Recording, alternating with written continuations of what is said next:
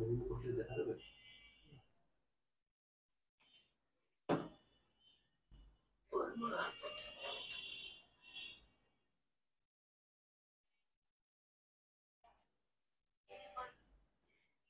সন্ধ্যা, স্বাগত জানাচ্ছি future fit একাডেমিতে।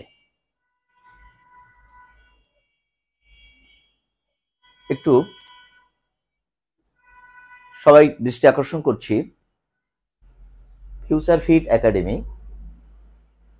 এডুকেশন ফর ইউর ক্যারিয়ার, এটা সবার জন্য, যারা জব পরীক্ষায় অংশগ্রহণ করবে সবার জন্য। আমাদের পেজ ভিজিট করতে চাইলে এই অ্যাড্রেসে এসে সবাই এটা দেখতে পারবে। এখানে ক্লিক করলে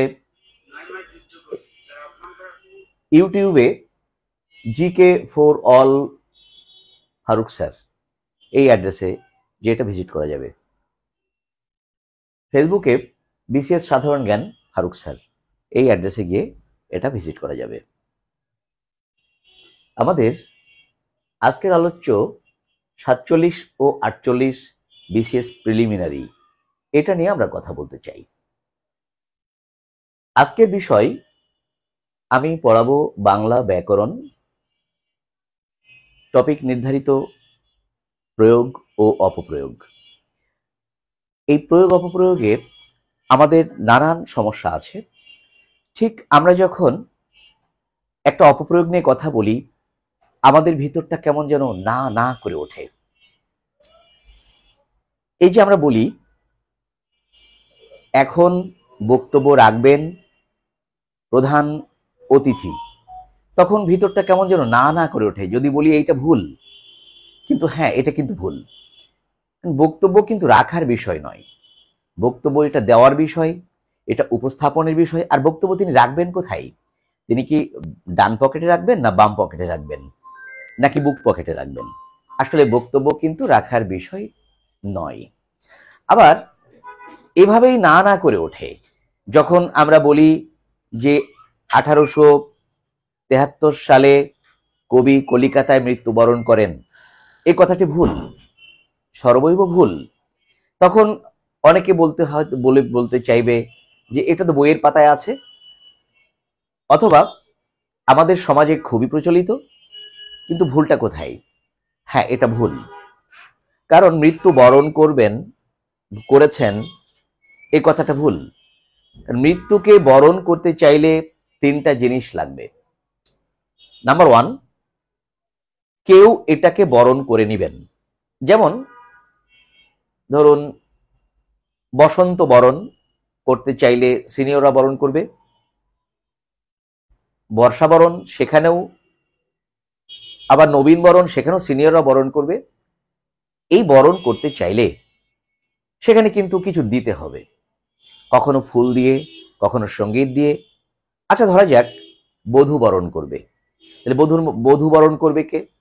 সেখানে মাসি পিসিরা বরণ করবে, সেখানে ডালি সাজিয়ে ফুল ফল দিয়ে হয়তোবা মিষ্টান্ন দিয়ে বরণ করা হবে।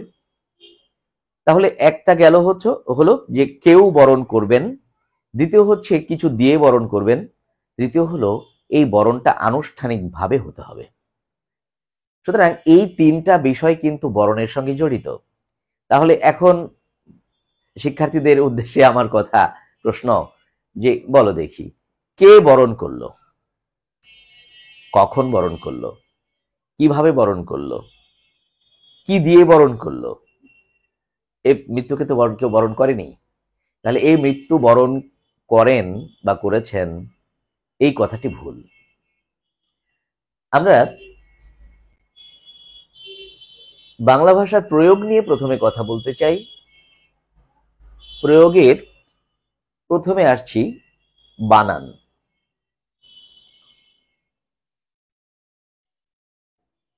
বানানের বিষয়ে যদি বলতে চাই, এই বানান আমরা যে কত ভুল করি। যেমন যে গরু বানান আগে ছিল গ রয় রস্যকার, আর এখন হয়েছে গয়কার। এই যে ঘুষ বানান আগে ছিল মূর্ধন্য ষ, এখন হয়েছে দন্ত স। এই যে চাষি বানান আগে ছিল দীর্ঘইকার, কিন্তু এখন হয়েছে রস্যিকার। এই যে স্টুডিও, দন্ত ষয়টা রস্যকার, ডয় রস্যিকার, অন্তস্তয় ওকার, কিন্তু এই বানানটা আগে কি ছিল? ছিল ও।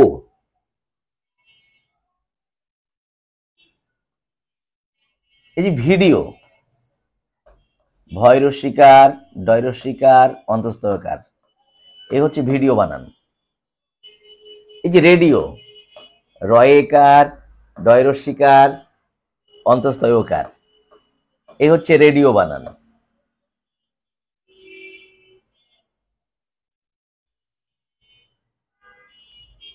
আমরা পল্লী বানান কি লিখি? প লয় লয় দীর্ঘইকার, কিন্তু পল্লী বানান কি? এখন তো এটা রস্যিকার, রস্যইকার। আমরা কাহিনী বানানে কয়াকার, হয় রস্যিকার, নয় রস্যিকার, কাহিনী, কিন্তু এই বানান কিন্তু আমরা অধিকাংশ দীর্ঘইকার দিয়ে লিখি, কিন্তু এটা হিন্দি শব্দ, এখানে তো দীর্ঘইকার দেওয়া যাবে না। আমরা দীর্ঘইকার দিতে আমরা খুবই অভ্যস্ত, কিন্তু এটা রস্যিকার দিতে হবে। এই বানানটি বদলে গেছে। হ্যাঁ, নামের বানানে কেউ যদি দীর্ঘইকার দিয়ে লিখতে চান লিখতে পারবেন, নামের বানানে কোনো বাধ্যবাধকতা নেই, তবে সঠিকটা লেখাই ভালো। সঠিকটা কিন্তু ঠিক, সঠিকটা কিন্তু আবার ভুল নয়। অনেকে মনে করেন যে সঠিকটা বোধহয় ভুল। মুন্সি, ময়ূরসুকার, দন্তন্য, তালব্য স্বরস্বীকার, মুন্সি, মুন্সি। কিন্তু আমরা কি করি? দন্তন্বয় শয় দিয়ে মুন্সি অনেক সময় লেখার চেষ্টা করি। না, এইটা হলো মুন্সি বানান, এক্ষেত্রে কোনো ঘোরপেশ রাখা চলবে না। এই যে ইগল, ইগল রস্বই দিয়ে আমরা, এই বানানটা সঠিক বানান, কিন্তু আমাদের বিভিন্ন বইয়ে, বই পুস্তকে কিংবা গাইড বইয়ে কিংবা ওই যে প্রাইমারির যে সমস্ত বই পুস্তক আছে সেখানে কিন্তু দীর্ঘই দিয়ে লেখা আছে, এটা হবে না। ইগল এই বানানটি কোনো তৎসম শব্দ নয়, সুতরাং এটা রস্বই দিয়ে লিখতে হবে। তেমনি ঈদ বানানটি অভিধানে কিন্তু ঈদ এইভাবে লেখা আছে, কারণ এটা বিদেশি শব্দ। এখন দীর্ঘই দিয়ে গোটা জাতি লিখছেন, সেটা এখন মেজরিটির ব্যাপারটা তো ডিজালাও করা যায় না। তো সেক্ষেত্রে বাংলা একাডেমির উচিত যে এটাও মানে চালু রাখা উচিত। আমি এটাকে সাপোর্ট করি। কেন করি? বহুল প্রচলিত, যে জন্য এটা থাকলে দেওয়া যেতে পারে। তবে ঈদ কিন্তু রস্বই দিয়েই একটা কারেক্ট বানান। শহীদ বানানটি এটা বিদেশি শব্দ, সুতরাং এখানে রস্বইকার দিয়ে লিখতেই হবে, এবং রস্বইকার দিয়ে লেখা কিন্তু জরুরি। এই যে জরুরি বানানটি কিন্তু আমরা প্রায়শই দীর্ঘইকার দিয়ে লিখে থাকি, দীর্ঘইকার দিয়ে কিন্তু জরুরি বানান হবে না, ওটা বিদেশি শব্দ। ওখানে ভয়ঙ্কর ব্যাপার, এই যে বিনা, এই বিমা, বিমা কোম্পানি, বিমা, এই বানানটি রস্যিকার দিয়ে লিখতে হবে, কিন্তু আমাদের কোথাও যদি রস্যিকার দিয়ে লেখা থাকে মানুষ মনে করে কি এটা ভুল আছে, কিন্তু বিমা এটি ফার্সি শব্দ, এখানে রস্যিকার দিয়ে লিখতে হবে।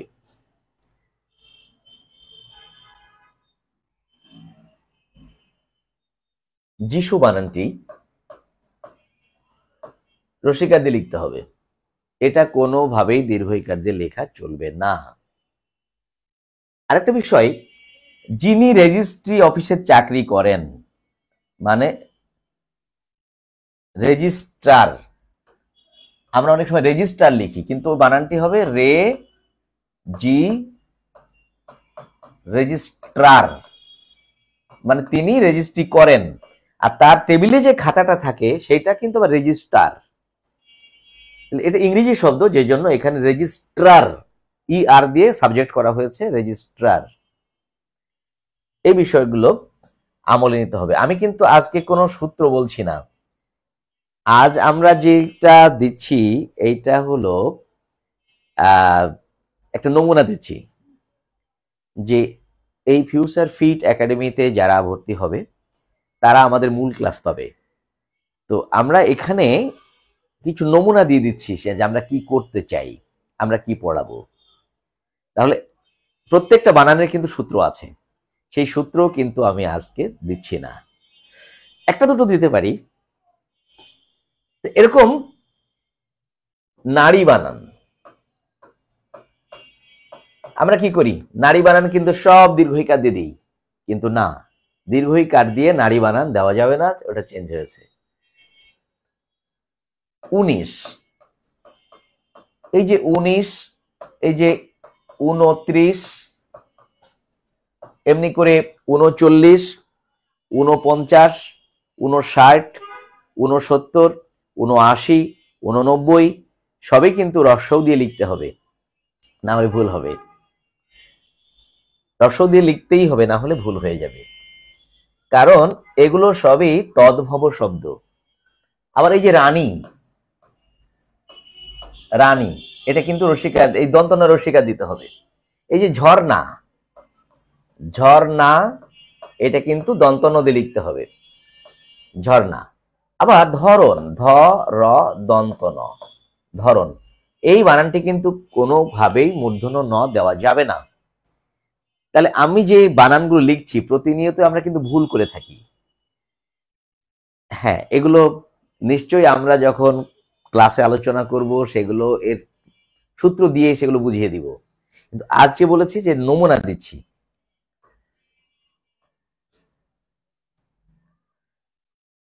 এখানে আমাদের প্রয়োগ অপপ্রয়োগ দুটোই চলছে। বানানের যে কিছু আমরা শুদ্ধ বানানটা লিখছি, আবার আমরা যখন ভুলটা করি, ভুলটা করলে সেটা অপপ্রয়োগ হয়। তাহলে ঠিকটা লিখলে সেটা প্রয়োগ, আর ভুলটা লিখলে সেটা হচ্ছে অপপ্রয়োগ। একটা বানান ন্যূনতম, এটা কিন্তু এই বানানটি কারেক্ট।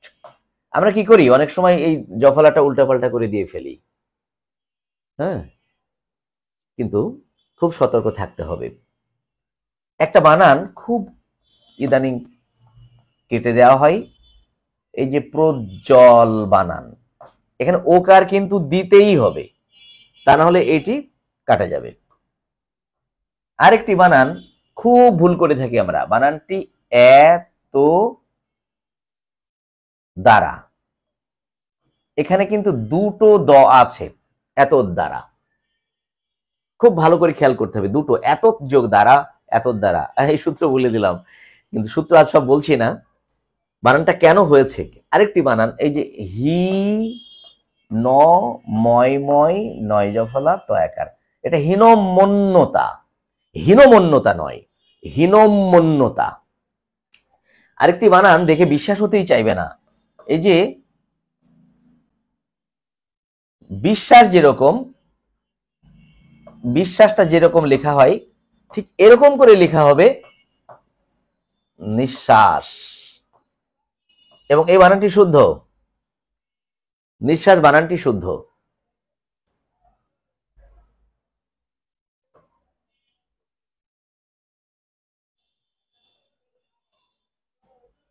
পক্ক বানানে প কয়ের সঙ্গে কিন্তু বফলা, এখানে আরেকটা ক দেওয়া সুযোগ নেই, ক বফলা দিতে হবে। আরেকটি বানান খুব ভুল করি আমরা, শিরোচ্ছেদ লিখি, কিন্তু সেটা কি হবে শিরশ্ছেদ, স্পষ্ট শিরশ্ছেদ লিখতে হবে, এটা কোনোভাবেই শিরোচ্ছেদ লেখা যাবে না। এই যে বানানটি মূর্ধন্য, মনে হবে যেন এটা একটা, যদি এখানে মূর্ধন্য না দিই তাহলে কেন যেন মনে হচ্ছে যে একটা ভুল হয়ে গেল, কিন্তু না, মূর্ধন্য বানানে অবশ্যই দন্তন্য দিতে হবে। সূত্র কি সেটা আমি যখন আমি বানানের ভিতরে যাব তখন এটা অবশ্যই বলে দিব। তো এটা জাস্ট কিছু নমুনা দিলাম এই জাতীয় একটা সূত্র আমি দিই। আমরা কি করি, কয় রসিকার কি দিই, আবার কয় দীর্ঘইকার কি লিখি। তো কখন কোনটা লিখব? যেটার উত্তর হ্যাঁ কিংবা না দিয়ে পাওয়া যাবে, হ্যাঁ না দ্বারা পাওয়া যাবে, যায়, সেটা কয় রসিকার কি। যেমন, তুমি কি কখনো তাজমহল গেছো? কি উত্তর হবে? হয় হ্যাঁ বলতে হবে, নচেত না বলতে হবে। তাহলে এটা কয় রসিকার কি হবে? সে কি এখন বাড়ি যেতে চাই নাকি খেলা খেলতে চাই? উত্তর হ্যাঁ কিংবা না দিয়ে বলতে হবে। সেক্ষেত্রে কয় রসিকার কি ব্যবহার করতে হবে। কিন্তু তুমি কি খাবে, এটা কি আমরা কি বলতে পারবো যে আমি হ্যাঁ খাবো, আমি না খাবো? কি করছো, কি বলছো? কি সুন্দর মালা আজি পরিয়াছ গলে, প্রচেত হাধিক ওহে জলদলপতি। কি অপূর্ব, কি স্নেহ, কি ছায়া, কি শোভা, কি মায়া, এই যে কি নৃশংস। এই কি উত্তর কিন্তু হ্যাঁ না দ্বারা পাওয়া যাবে না, যে কারণে এখানে কয় দীর্ঘইকার কি দিতে হবে। তোমার নাম কি, বাজার থেকে কি কি কিনে এনেছো, এগুলো কিন্তু কয় দীর্ঘইকার কি দিয়ে লিখতে হবে। আমি একটি সূত্র এখানে আলোচনা করলাম। এরকম সূত্র আছে, প্রত্যেকটা সূত্র খুবই আকর্ষণীয়, খুবই প্রয়োজনীয়, এবং ওটা না জানলে ভুলই থেকে যাবে। যেমন আরেকটি সূত্র বলি, আমরা যখন করণ শব্দটি যোগ করি তখন তার আগে একটা দীর্ঘইকার থাকতেই হবে। যেমন শুদ্ধি, শুদ্ধি বানানে কিন্তু রসিকার দিতে হয়, কিন্তু যেই না আমি এরপরে করণ নিয়ে আসব তখন কিন্তু শুদ্ধিকরণ দীর্ঘইকার দিতে হয়েছে। এমনি মতো এই যে স্থায়ীকরণ, করণ যখন আনছি তখন চারটি শব্দে দীর্ঘইকার দেওয়া বাধ্যতামূলক। করণ, এরপরে কৃত যখন আসবে তখনও দীর্ঘইকার দেওয়া বাধ্যতামূলক। ভূত যখন আসবে তখনও দীর্ঘইকার দেওয়া বাধ্যতামূলক। যেমন দ্রবীভূত, স্তূপীকৃত, সমীভবন। তাহলে এই যে করণ, ভবন, কৃত, ভূত, এগুলো যখন একটি শব্দের সঙ্গে যুক্ত হয় তো ওই সব মানে এই কৃতর আগে, এই ভবনের আগে, এই করণের আগে একটা দীর্ঘইকার থাকা বাধ্যতামূলক। আমি এই ছোট ছোট দুটো বিষয় নিয়ে কথা বললাম। ক্লাসে আমরা এগুলো বিস্তারিত আলোচনা করব। বানান নিয়ে আজ বাড়তি কথা বলছি না, তাতে ধৈর্যচ্যুতি ঘটে। আমরা যখন ক্লাস করব তখন শুধু বানানেরই ক্লাস হবে, অন্য কোনো কিছু নিয়ে সেখানে আলোচনা হবে না। আজকে কিন্তু আমি অনেক বিষয় নিয়ে কথা বলতে, মানে কয়েকটা বিষয় নিয়ে কথা বলছি। এই যে নত্যবিধান, এটি কিন্তু শুধু তৎসম শব্দের জন্য প্রযোজ্য। তৎসম শব্দটা কি? যেই শব্দ, এটা আর্য শব্দ বা প্রাকৃত শব্দ, ওর আকৃতি, ওই শব্দের আকৃতি সংস্কৃতের মতো, কেবল সেই শব্দেই মূর্ধন্য ন লেখা যাবে। আবার কিছু কিছু শব্দ আছে সূত্র নয় কিন্তু স্বভাবতই মূর্ধন্য ন, সেগুলোতে মূর্ধন্য ন দিতে হবে। যেমন কণানিক্কন, ফণাচিক্কন, কণিকা গণিকা কান, উৎকুন মনমণি কঙ্কন, বানসান কল্যাণ, পিনাক কফনি লাবণ্য ফণি বণিক নিপুণ পানি, চাণক্যপন মাণিক্যগণ বেনু বিনা বেনি বাণী, গুন্তুন ঘুন অনুমোৎকুন বাণিজ্য কিন কোন, পুণ্য গৌণ লবণ পণ্য ভনিতা শানিত সন, স্থানু সন্ধান আপন বিপণী এন এই 50, নিত্য সিদ্ধ নকার এদের বিধির বাহিরে বাস। এগুলোতে জন্ম থেকেই বা স্বভাবতই এগুলোতে মূর্ধন্য ন হয়, কিন্তু কোথায় মূর্ধন্য ন দিতে হবে তার কিছু বিধান তো আছে। আমি লিখছি 1 নম্বর বিধান,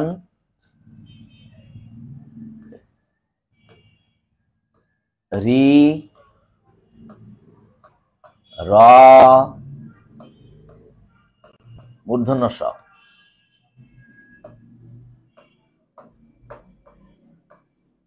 এরপরে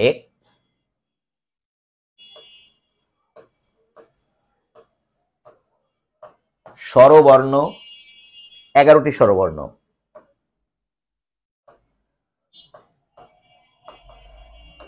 ক বর্গ,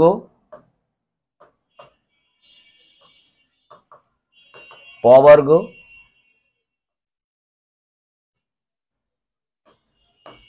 জয়, হং। তাহলে আমরা পেলাম 11টি স্বরবর্ণ, 5টি ক বর্গের, 5টি প বর্গের, 11 আর 10 21 আর এই 4, মোট 25টা বর্ণ। এরপরে যখন ন আসবে তখন মূর্ধন্য ন হবে। তার মানে পয়লা হচ্ছে এই 3টা, তারপরে আসছে এই যে 25টা, এরপরে আসবে ন, তখন মূর্ধন্য ন হবে। আমি প্রমাণ দিচ্ছি। এই যে প্রমাণ, দেখি এখানে কি আছে, প আছে, তারপরে র আছে, তাহলে প্র, এরপরে ম আছে, তারপরে আকার আছে আ, এরপরে ন। এখন এই যে এটা হচ্ছে, আমরা এটাকে বলি কারেন্ট, আর এই বর্ণগুলোকে বলি তার, আর এটাকে বলি লাইট। কারেন্ট তার লাইট, কারেন্ট তার লাইট। তার মানে রি রস হচ্ছে কারেন্ট, ম হচ্ছে এখানে তার, আ হচ্ছে এখানে তার, ন হচ্ছে লাইট, এটা জ্বলবে। তার মানে এই যে কারেন্ট যোগ তার যোগ হলো লাইট, কারেন্ট তার লাইট। খুব সহজ বোঝা। মানে মাঝখানে তার না এসে 25টা বর্ণকে তার বানালাম আমরা। এর বাইরের যে 25টা বর্ণ আছে, মানে বর্ণ তো 50টা, এই 25টা যদি তার হয়, ওই 25টা হবে দড়ি। মানে এই 25টা যদি তার হয়, ওই 25টা দড়ি। কোন 25টা দড়ি? যেমন এখানে আমি চ বর্গ আনি নাই, ত বর্গ আনি নাই, ত বর্গ আনি নাই, আর এর বাইরের বর্ণগুলো আনিনি। 3টা বর্গই সেখানে আমি বাইরে রেখেছি। ওই বর্গগুলোকে আমরা দড়ি বলবো। একটু ধরে ধরে বলি। এই যে প্রাণ, একটু ভেঙে দেখা যাক। এখানে প আছে, র আছে, আ আছে, ন আছে। এটা হচ্ছে কারেন্ট, আর এইটা হলো লাইট। এখন এখানে যদি তার থাকে, লাইটটা জ্বলবে, জ্বলবে মানেই মূর্ধন্য ন হবে।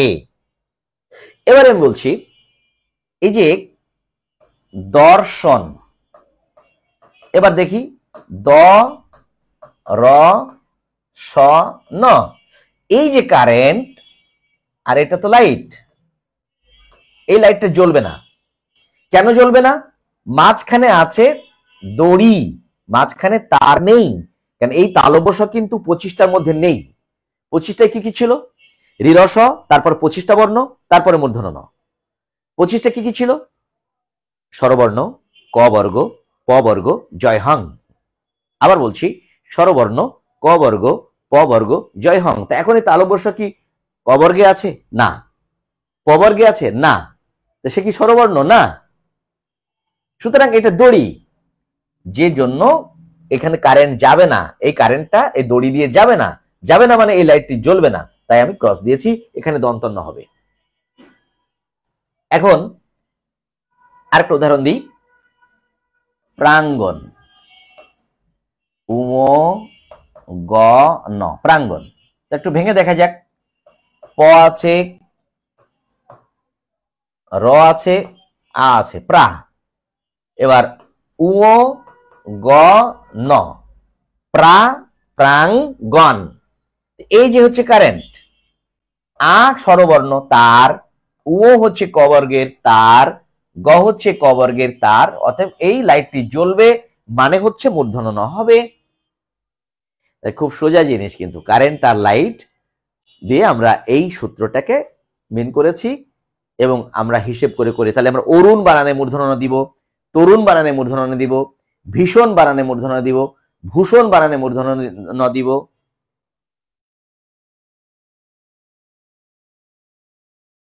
কিন্তু ভূষণ বানান তো কারেন্ট তার লাইটে যাবে না, ভীষণ বানান তো কারেন্ট তার লাইটে যাবে না, কারণ রি র স আর ন মাঝখানে যে বর্ণটা থাকবে, এখানে মাঝখানে বর্ণ নেই। তাহলে মাঝখানে বর্ণ প্রাণ, এখানে মাঝখানে বর্ণ আছে, ত্রাণ মাঝখানে বর্ণ আছে, প্রিয়াঙ্গন মাঝখানে বর্ণ আছে। এবার আর একটা উদাহরণ দিচ্ছি, এটা আরো পরিষ্কার হবে। আমরা নির্বাচন এইটা ভেঙে দেখব। এখানে আছে ন ই র নির, ব আবা চ ন চন, এই হচ্ছে কারেন্ট। ব এসেছে তার, প ফ ব, আ এসেছে তার স্বরবর্ণ, চ এসছে দড়ি, কারণ চ বর্গ তো আমি তারের মধ্যে দিইনি, দড়ি। তো সুতরাং এই দুই টুকরা তার আর এখান থেকে কারেন্ট গেল, কিন্তু ওই এক টুকরা দড়ি ওখানে কারেন্টটার গেল না, তাহলে এটি দন্তন্য হবে, লাইটটি জ্বলবে না, লাইটটি জ্বলবে না মানে দন্তন্য হবে।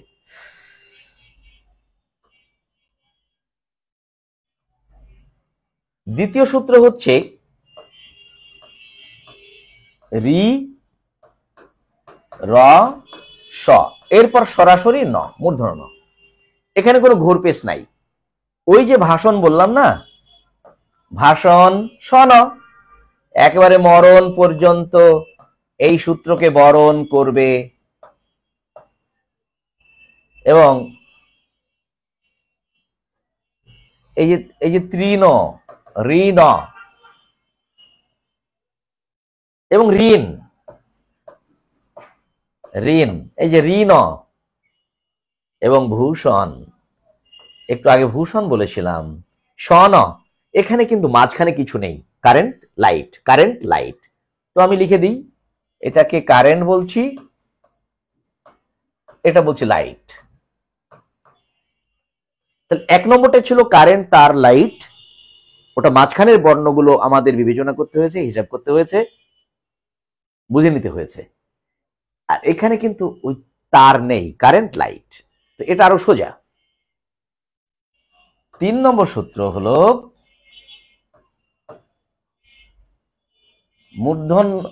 মূর্ধন্য ন যোগ ট, মূর্ধন্য ন যোগ ট অবলিক ঠ অবলিক ড অবলিক ঢ, মানে মূর্ধন্য নয়ের সঙ্গে এই 4টি বর্ণ যুক্ত হতে পারবে, আর কোনো বর্ণ যুক্ত হতে পারবে না। যেমন কণ্ঠ, দণ্ড, ভণ্ড, ওগুলোর পরে মূর্ধন্য স দিতে হবে। আমি দুরকম লিখি, একটা লিখব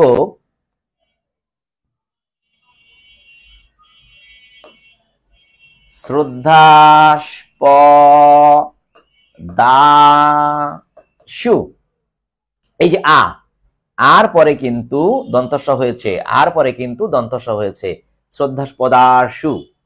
এবার আমি যদি এটা লিখি শ্রদ্ধাস্পদেশু,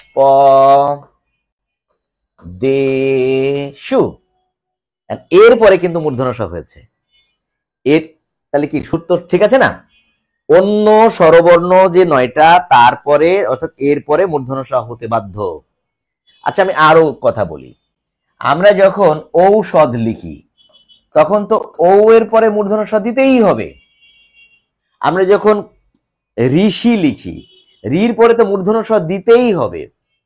আচ্ছা আর একটু বাড়িয়ে বলি, আমরা যে সংসদ লিখি এইভাবে সদ, কিন্তু এর আগে যদি আমরা পরি লিখি তাহলে ইর পরে, ই তো 9টার মধ্যে আছে, ই তো অ আ না, অ আ বাদে বাকি 9টা, এই ইর পরে এখানে মূর্ধন্য স হতে বাধ্য, পরিষদ। আবার সংসদের সদটা লিখবো, এর আগে আমি এবার অনু লিখবো, অনু লিখবো। এখন এই উ যে এলো, উর পরে মূর্ধন্য ষ হতে বাধ্য, অনুষদ, মূর্ধন্য ষ হতে বাধ্য। আর উদাহরণ দেব, আমরা সেবা লিখব, কিন্তু তার আগে যদি আমি পরি লিখি, পরিষেবা, এখানে কিন্তু মূর্ধন্য ষ দিতে বাধ্য, কারণ ই এসেছে যে, ইর পরে মূর্ধন্য ষ হতে বাধ্য। বিষয়টা সোজা না, যে অ আর পরে দন্ত স হবে, কিন্তু যেই না ও বাকি যে অন্যান্য স্বর আসবে তারপরে মূর্ধন্য ষ হবে। আচ্ছা, আরেকটা উদাহরণ আমরা দেব, সমীভবন, সমীভবন। আচ্ছা, তার এক একটা বি লিখে দেখা যাক। এবার কিন্তু বি সমীভবন, এই ই যেহেতু এলো, এখানে কিন্তু দন্ত স আর টিকবে না, এটা মূর্ধন্য ষ দিতে হবে। আরো দুটো সূত্র আছে, একটা হলো রেফের নিচে মূর্ধন্য ষ দিতে হয়, যেমন হর্ষ, বর্ষণ। আরেকটা সূত্র আছে, মূর্ধন্য ষর সঙ্গে ট এবং ঠ যুক্ত হয়, যেমন ঘনিষ্ঠ, বৈশিষ্ট্য, বিশিষ্ট। এইভাবে আমাদের সত্যবিধান শেষ। সত্যবিধানের সূত্র 3টা, বাকি দুটো মুখে বলে দিলাম। যেদিন আমরা এই ক্লাস আলোচনা করব সেদিন আমরা একেবারে বিস্তারিত কথা বলে দিব, যাতে জীবনেও আমাদের এই ভুল হবে না। পুরস্কার বানান, পরীক্ষায় তো আসবে পুরস্কার। এখন পুর, এর মধ্যে অ আছে, এই র এর মধ্যে একটা অ আছে, এবার কিন্তু দন্ত স দিতে হবে তার সঙ্গে কার। তাহলে পুরস্কারে কেন দন্ত স, এই র এর মধ্যে আছে অ। তিরস্কারে কেন দন্ত স, র এর মধ্যে অ আছে। নমস্কারে কেন দন্ত স, ম এর মধ্যে অ আছে। কিন্তু পরিষ্কারে কেন মূর্ধন্য স, ইর পরে মূর্ধন্য স হয়। চতুষ্পদে কেন মূর্ধন্য স, উর পরে মূর্ধন্য স হয়।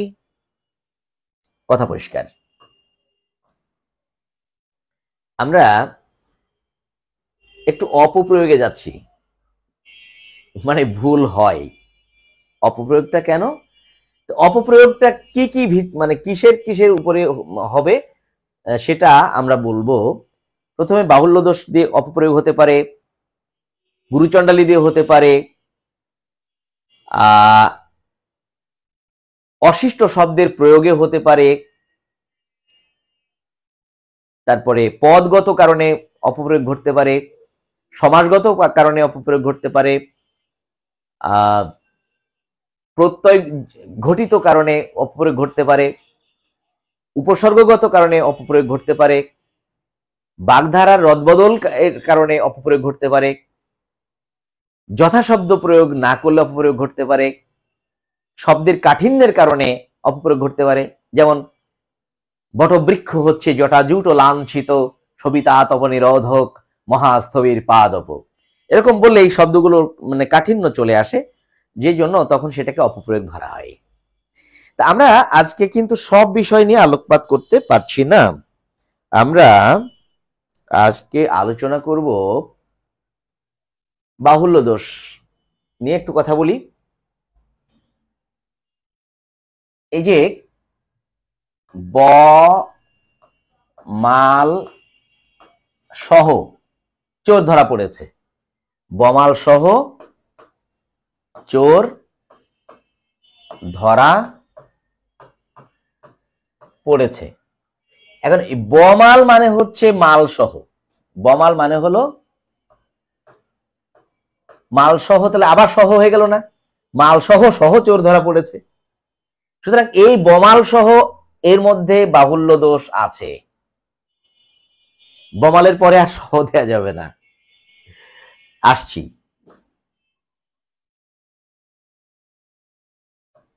নৌকা বাইচ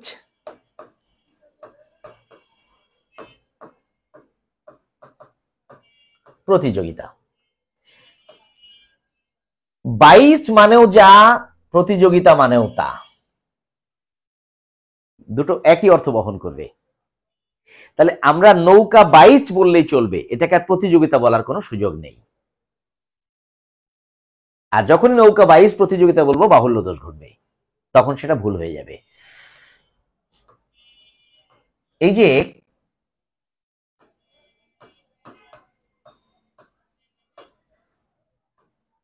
অনুষ্ঠান চলাকালীন সময়ে ফোন বন্ধ রাখুন। এখন চলাকালীন আর সময়ে একই অর্থ বহন করে, তাহলে কি বলতে হবে? অপপ্রয়োগ ঘটেছে এখানে। বলতে হবে পরীক্ষা চলাকালে ফোন বন্ধ রাখুন, পরীক্ষা চলাকালীন ফোন বন্ধ রাখুন, অথবা পরীক্ষার সময় ফোন বন্ধ রাখুন। তাহলে আর বাহুল্য দোষটা ঘটবে না।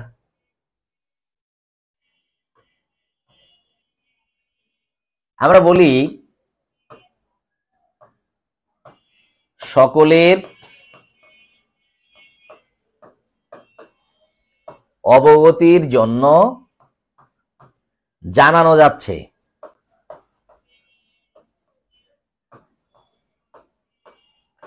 এখন অবগতি আর জানানো একই অর্থ বহন করে। তাহলে সকলকে জানানো যাচ্ছে অথবা সকলকে অবগত করা যাচ্ছে, দুটোর একটি কিন্তু বলতে হবে। কিন্তু আমাদের স্কুল কলেজ এমনকি ইউনিভার্সিটি পর্যন্ত কি লেখা হয়? অবগতির জন্য জানানো যাচ্ছে। সুতরাং এটা বাহুল্য দোষ ঘটেছে। আমরা কিছু নমুনা দিচ্ছি, ক্লাসে আমরা ডিটেলস আলোচনা করব। এই যে দুর্ঘটনা জনিত কারণে তিনি মারা গেছেন, দুর্ঘটনা জনিত কারণে। এখন জনিত হলে তো আর কারণে দেয়া যাবে না, জনিত মানেও যা, কারণে মানেও তা। তাহলে জনিত কারণে হবে না। অসুস্থতা জনিত কারণে তিনি মারা গেছেন, অথবা শ্বাসকষ্ট জনিত কারণে মারা গেছেন। বলতে হবে শ্বাসকষ্ট জনিত তিনি মারা গেছেন, অথবা শ্বাসকষ্টের কারণে তিনি মারা গেছেন।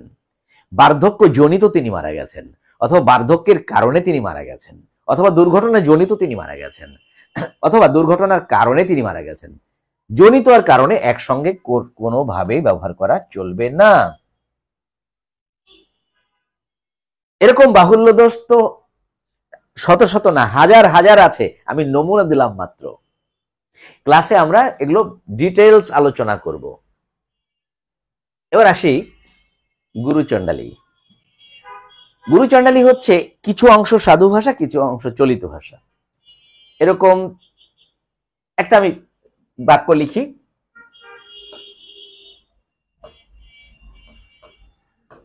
দুর্গ হতে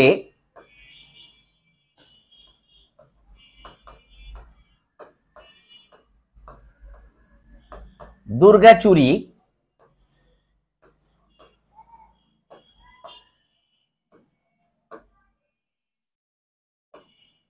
এ কি অদ্ভুত কাণ্ড।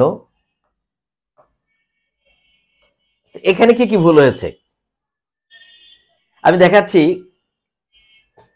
দুর্গ হতে দুর্গাচুরি এ কি অদ্ভুত কাণ্ড, এই জায়গাটায় এটা হতে না দিয়ে হইতে দিলে ভালো হতো, কারণ এইটা একটি গুরুগম্ভীর বিষয় যেখানে প্রত্যেকটা শব্দই তৎসম। আমি আসছি, তাই এখানে ভুল আছে, এই বাক্যটাতে পুরোটাই ভুল আছে। প্রথমত দুর্গ বানানে রস্যকার হবে, দুর্গা বানানে রস্যকার হবে। এ কি, এটা কয় দীর্ঘইকার কি হবে, অদ্ভুতে রস্যকার হবে, আর কাণ্ডতে মূর্ধন্যয় হবে। আর এই চিহ্নটাও কিন্তু বিষয় চিহ্ন হবে। এ একটা একটা মানে বাক্যে ভুল ছিল একটা, দুটা, তিনটি, চারটি, পাঁচটি, ছয়টি। এইটুক একটা বাক্যের মধ্যে 6টি ভুল রয়েছে। তো কবিতায় আবার সাধু চলিত দেয়া যাবে, যেমন আসিতেছে শুভ দিন, দিনে দিনে বহু বাড়ি আছে দেনা শোধিতে হইবে ঋণ, দেয়া যাবে। কিন্তু যখন আমরা বলবো তারা মরা দাহ করতে গেছে।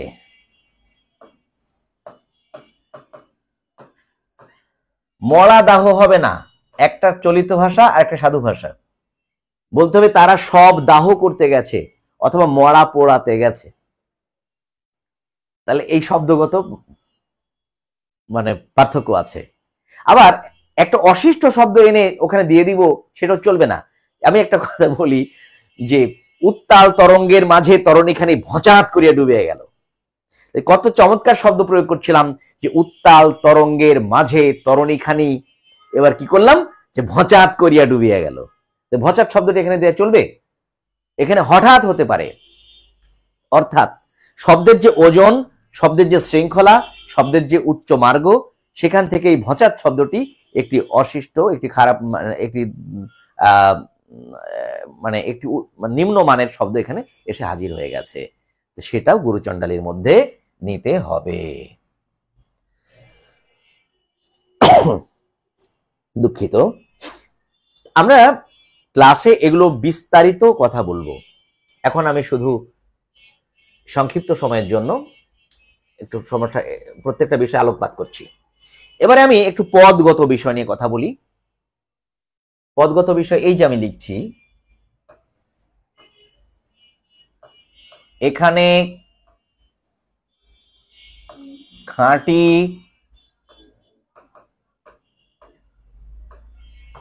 গরুর দুধ পাওয়া যায়, এই বাক্যটি কারেক্ট। সরি, এই বাক্যটি কারেক্ট।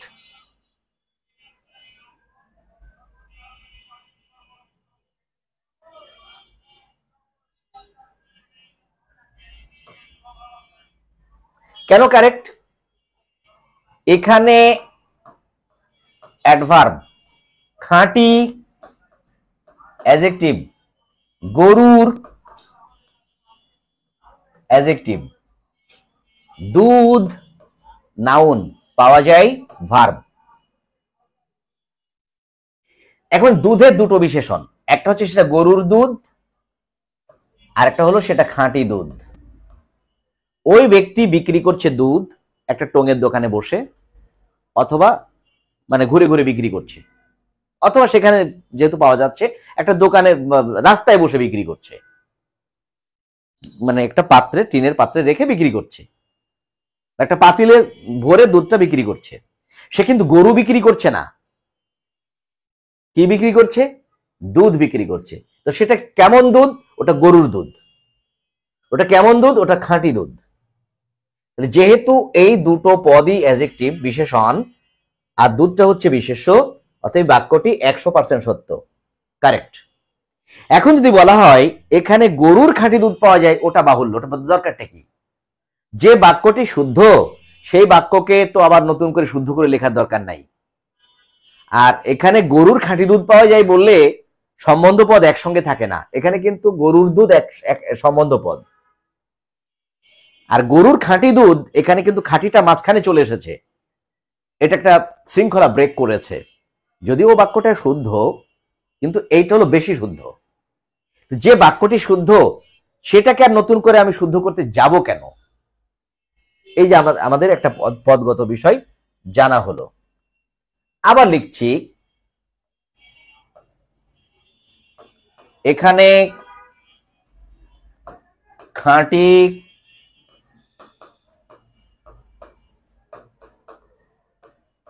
গোদুগ্ধ পাওয়া যায়। এবার আমি এটাকে আমি পাওয়া যায় কি করলাম, একটু সাধু ভাষায় এটা বর্ণনা করলাম। এখন কি আমরা বলতে পারবো যে এখানে গো খাঁটি দুগ্ধ পাওয়া যায়? না, এখানে খাঁটি গোদুগ্ধ পাওয়া যায়। গোদুগ্ধ এইটা হচ্ছে এক শব্দ, গোদুগ্ধ। খাঁটিটা হচ্ছে অ্যাডজেক্টিভ, গোদুগ্ধ হলো নাউন। গোদুগ্ধ যেহেতু হাইফেন দিয়ে দিয়েছি, এক শব্দে পরিণত করেছে, এটা নাউন, আর খাঁটিটা হলো অ্যাডজেক্টিভ। এছাড়াও আরো সমস্যা আমি দেখাচ্ছি।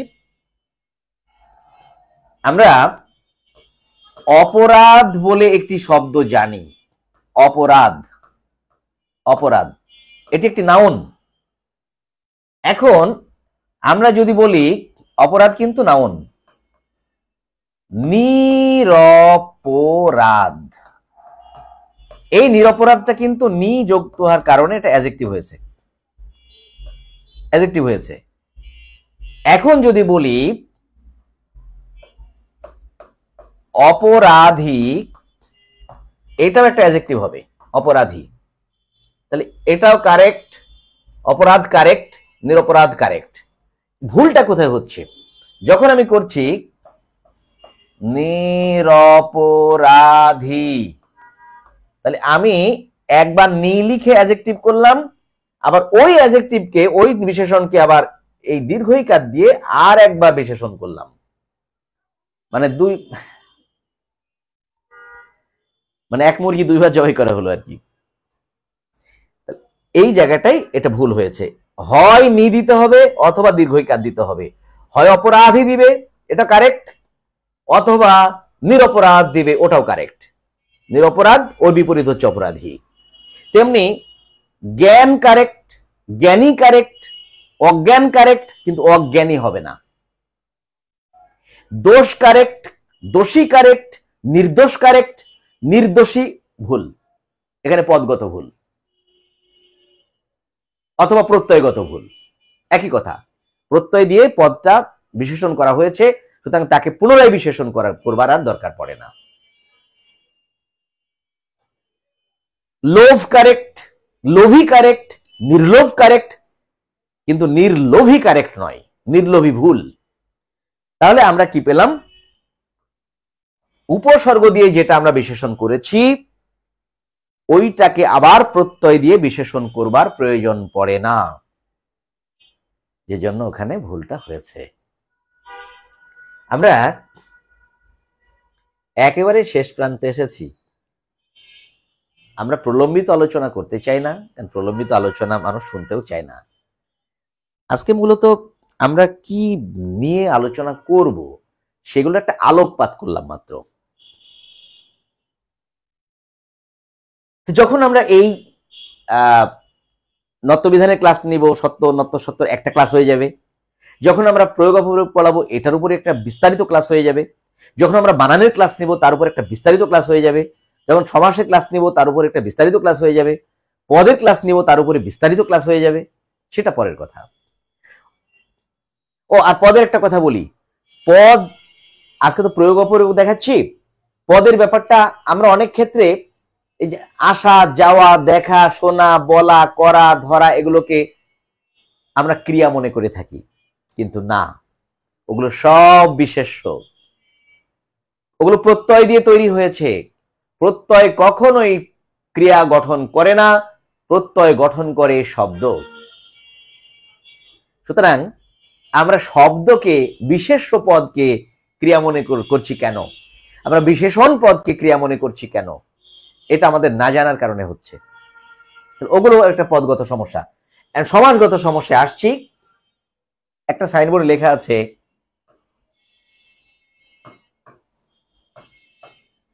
মতিঝিল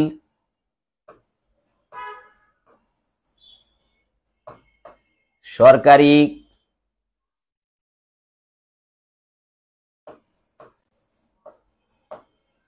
বালিকা অবলিক বালক বিদ্যালয়, মতিঝিল সরকারি উচ্চ না বালিকা, এরপরে দিয়েছে উচ্চ বিদ্যালয়। সমস্যাটা কোথায় হয়েছে একটু একটু খেয়াল করো।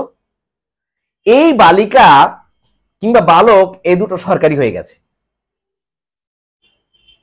কারণ সরকারিটা বিশেষণ আর বালিকা কিংবা বালক হচ্ছে বিশেষ্য, নাউন। এই বালক, বালিকা কিংবা বালক কিন্তু সরকারি হয়ে গেছে। এরা কি সরকারি না বেসরকারি এটার তো আলোচনার বিষয় নয়। তাহলে কি করতে হবে?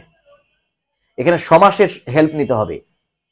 মতিঝিল সরকারি বালিকা বা বালক উচ্চ বিদ্যালয়, এটা ভুল, অথচ এটা ওদের সাইনবোর্ডে লেখা আছে, আমি দেখেছি। কি লিখতে হবে?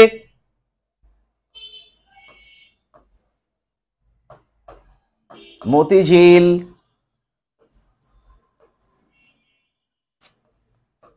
সরকারি উচ্চ বালিকা,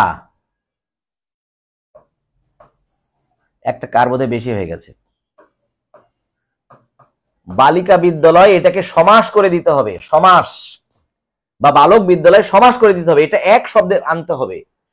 এই বালিকা বিদ্যালয়টা উচ্চ, বালিকা বিদ্যালয়টা উচ্চ, বালিকা বিদ্যালয়টা সরকারি। তাহলে বালিকা কিন্তু উচ্চ হয় নাই, কারণ এখানে সমাস যেহেতু হয়েছে পরপদ প্রধান। বালিকাদের জন্য বিদ্যালয়, বালিকা বিদ্যালয় পরপদ প্রধান।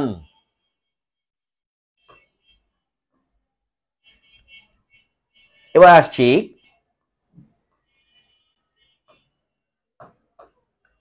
মতিঝিল সরকারি